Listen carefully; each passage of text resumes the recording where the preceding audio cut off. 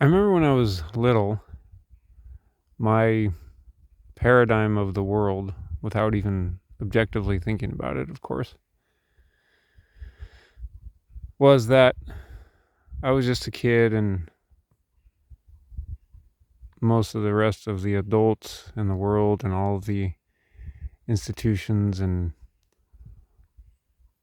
all of the grown up world was as it should be, sane, healthy, normal, had things in control, under control, knew what they were doing, and there was always help. There was always someone to go to. You could always find help.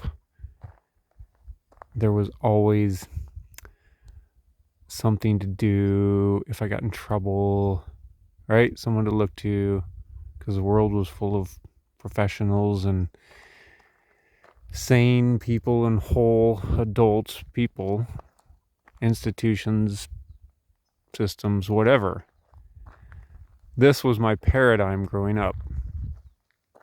Maybe you can relate. I don't know. But it's been very interesting to watch that paradigm change as I'm now 53.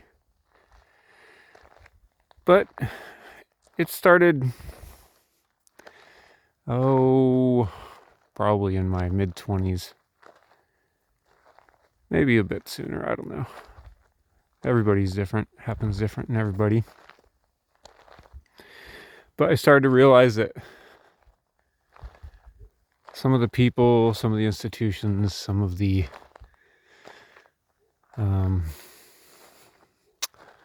societal institutions, I guess, for lack of a better term, were not quite as good and wholesome and as I thought, and they didn't really have things under control, and there were problems with them. Then, as I got older and I learned more, I remember in my 30s really starting to learn, starting to see corruption and greed, and I remember seeing it very clearly in the educational system when I went to college, and started to see it in the church a little bit. Not every church, of course. And started to see it in financial institutions and how most of them just run on greed, and banks and credit card companies and casinos and title loan places. And being from Nevada, I saw that stuff very clearly. The Lord showed me how they operate. But then it grew, and I started to see that many huge corporations, worldwide corporations, operate in the same way. And the progression went on into my 40s, just seeing more of that stuff in more places where I wouldn't have expected it. A bit more in the church, way more in financial systems. Started to see it in what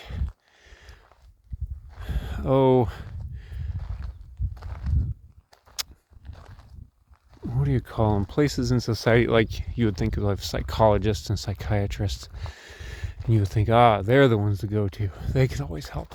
I started to see this. No, sometimes, but often not. More often not than not. Then I started to see it in the medical system, as I started to see people around me dying who were dependent upon the medical system. And then these kind of views, they mostly just come from experience and God teaching you as He teaches you through your experiences. But then you talk to others, and then you see what is happening to others around you who are dependent upon all these institutions. And so finally you reach a point.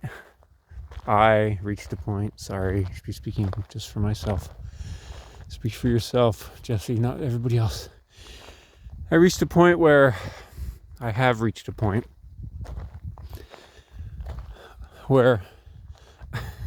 like the majority of institutions, societal norms, people, cultural establishments are corrupt and don't have things under control and don't know what they're doing. And the world is a flipping mess. And then you come to the coup de grace, two things. So we get all disillusioned with that and they think, well, I got to go to I can trust the government. Obviously the government has things under control, right? I mean, for gosh sake, they run the world. But then you start to learn about the government, see how they operate. And you come to the shocking conclusion that the government and all governments in the world, most, not all, are the worst. Because they're just like petty little children fighting with each other. They're like worse than teenage girls because they can't flip and figure out how to get along and be nice to each other. Right? Which is what they tried to teach us in elementary school. It's like, okay, wait a second. The people who are operating the entire world are the worst. And then a person might think, well, at that point, they might think, I can go to the church. I know I mentioned the church earlier, but some people, as a last resort, they head to the church. They're like, man, the world is so messed up. Everybody's so screwed up. I got to go to the church. I need God. What do you find in the church? Unfortunately, a lot of the time, not all the time, but a lot of the time you find the same things. You find greed. It's probably the biggest one. Church is just existing for money, claiming to speak for God. And then you find a bunch of the same corruption in the church. And it's like,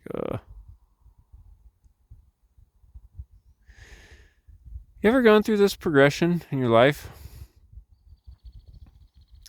I certainly have.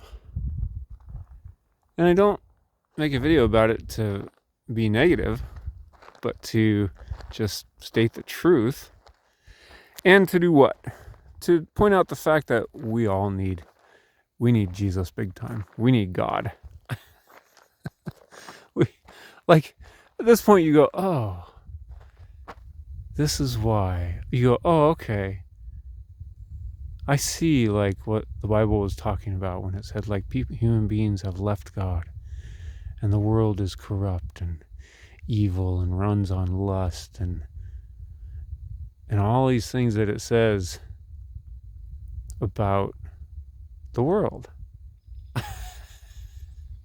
You think, oh. You think, okay, God, this is why I really need you. And so you begin to go, okay, God, I have to come to you personally and find stuff out, get answers, find help, and find someone trustworthy. Because, well, it's a fact that there are more trustworthy people than others in our lives. Not everyone is completely corrupt. People come at all points along that spectrum, right? From completely corrupt to not corrupt, which is Jesus himself, of course. Nobody reaches that except him, but you know what I mean? Everybody else is somewhere on the spectrum. And so you finally realize you're like, oh, God, well, it's cool to have a few people in my life that are trustworthy and I can go to and I can talk to. What I really need is you. I really need you in my life. I really need you to father me. I need you to explain the world to me. I need you to explain life to me. And I need you to do it personally. I don't need to hear it through a pastor. Although I still have the humility to listen to pastors.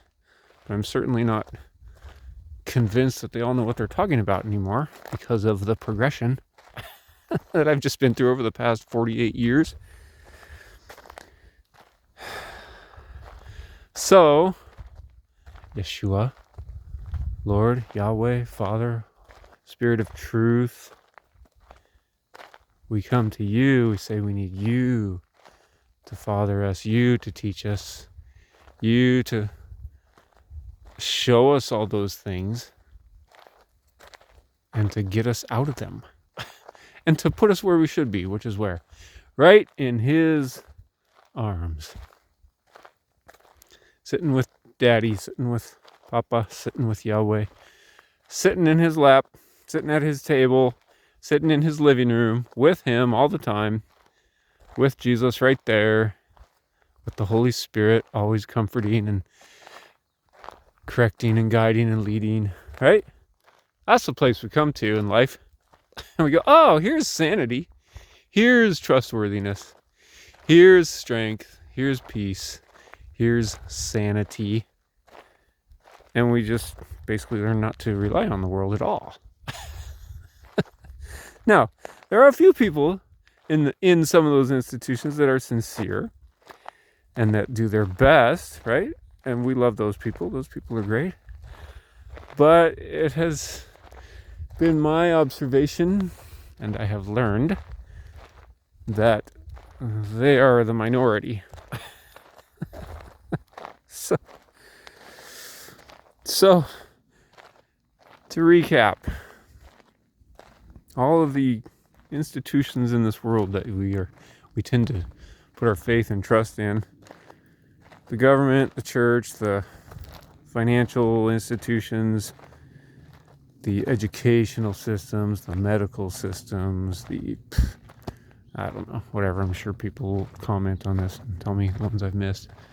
Realize that, those are not the places that we find help. Sometimes it's okay to find help there, but not permanent, real help. Permanent, real, secure, eternal, spiritual, mental, emotional, physical, financial, relational, sexual, psychological, spiritual help comes from God.